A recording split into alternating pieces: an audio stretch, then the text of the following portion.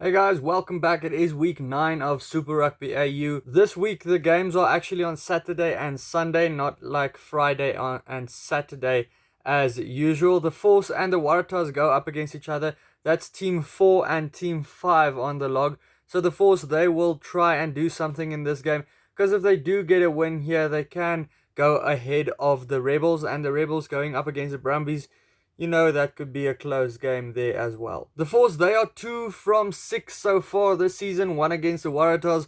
Last game out against the Rebels, where they won by 1 point. There at the end, very stressful bit of rugby. Not a very good game of rugby, but that last bit of rugby, probably the most interesting bit of that game. The Waratahs 0 out of 6 so far. Actually, they've been close in a couple of games so far where they lost by 2 or 3 points. So unfortunately for them, that has just not happened yet. There was one close one against the Brumbies as well.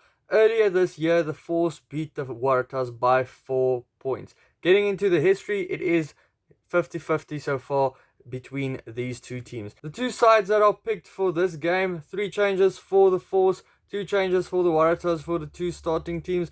Up front with the props and the hookers, no changes there. Robertson and Madrano, they've been scrumming really well. Robertson, always a big game going up against his previous team. Angus Bell and Johnson Holmes also doing a great job for the Waratahs. They will want to do their thing again after having that bye weekend last week. They'll want to improve on their scrummaging. Pureki at number 2, and then Kaitu'u, who's also been included in the Wallabies training camp, will want to improve on his form as well and show that he should actually be picked as a Wallaby as well. Jeremy Thrush, the veteran at number 4, will want to do his thing, along with another guy that will want to show why he was picked all of a sudden in a Wallaby training camp, Tamani. They've been doing quite a good job in the two locks there.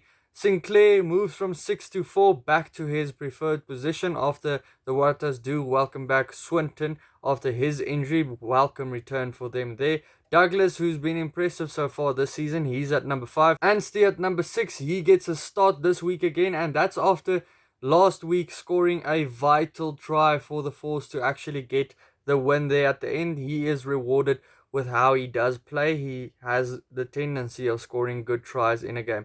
Kuteka continues at number 7. Carlo Tizzano, both of them are brilliant ball winners. Tizzano, he was on fire in the start of the season. More quiet now at this stage, but with a guy like Swinton coming back into the loose forward combination, Tizzano can focus on his job, which is breakdown mastering. Harris is at number 8, with Stander coming in at number 8 as well. Lozana was brilliant last week. I think he actually got man of the match in that game.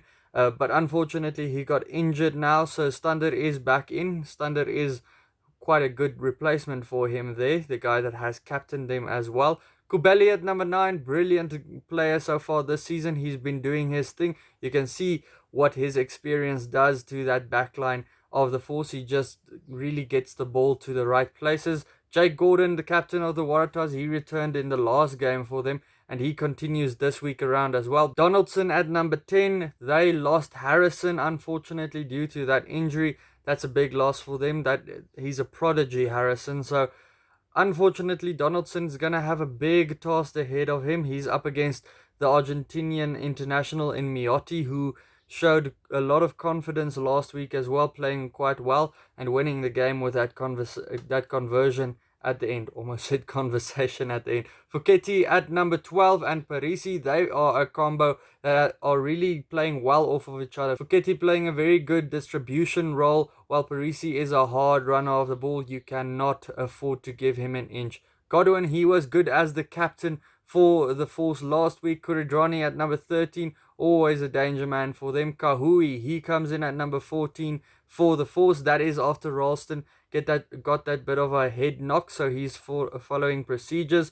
Olawafela, the English player, is on number 11. James Ram at number 11 for the Waratahs, while Alex Newsom continues at number 14 for the Waratahs. Jack Maddox versus McGregor. Maddox, he was in brilliant form when he moved to number 14 earlier this year for the Waratahs. We'll see how he continues at number 15. McGregor almost cost the game for the Force the last week. I don't think he's going to do the same thing ever again. Might not be clearing from rucks ever again. But yeah, he is in good form when it comes to attacking. Then we get to the two benches. The Force this week goes with a 5-3 split. Last week went with a 6-2 split, and that almost bit them.